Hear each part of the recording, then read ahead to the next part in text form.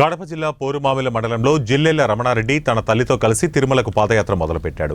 ఈ సందర్భంగా ప్రజలందరూ బాగుండాలని, సుఖ సంతోషాలతో ఉండాలని, వర్షాలు పడి పైరు పంటలు వచ్చి రైతులకు పనులు చేసే వారికి చేతినిండా పని ఉండాలని మేము పోరుమామిల వెంకటేశ్వర స్వామి గుడి దగ్గర నుంచి తిరుమలకు కాలినడకన బయలుదేరామని తెలిపారు. తిరుమల వెంకన్న స్వామిని కాలినడకన దర్శించుకుంటామని అన్నారు.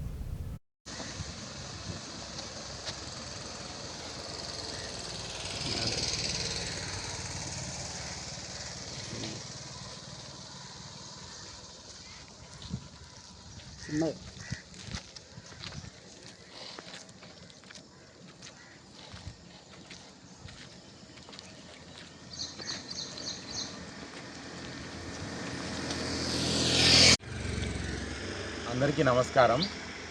మేము ఈరోజు ఉదయాన్నే 5:30 గంటలకు పోరుమామిల వెంకటేశ్వర స్వామి టెంపుల్ నుండి తిరుమలకు పాదయాత్ర ద్వారా నడక మార్గం ద్వారా తిరుమలకు చేరుకొని దర్శనం చేసుకోవాలని నిర్ణయించుకున్నాము.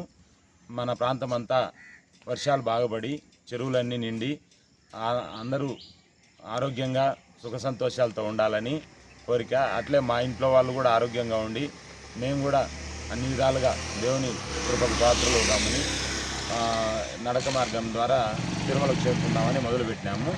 ప్రతి సంవత్సరం ఇదే విధంగా నడవాలని ఒక సంకల్పం తీసుకున్నాము. ఆ భగవంతుని దయ వల్ల వెంకటేశ్వర స్వామి ఆశీస్సులతో మా నడక ప్రయాణం సజావుగా జరిగి మేము తిరిగి ఇంటికి వచ్చి 10 మందికి భోజనం పెట్టి మా ద్వారా ఎవరికైనా మంచి జరగాలని ఆశిస్తూ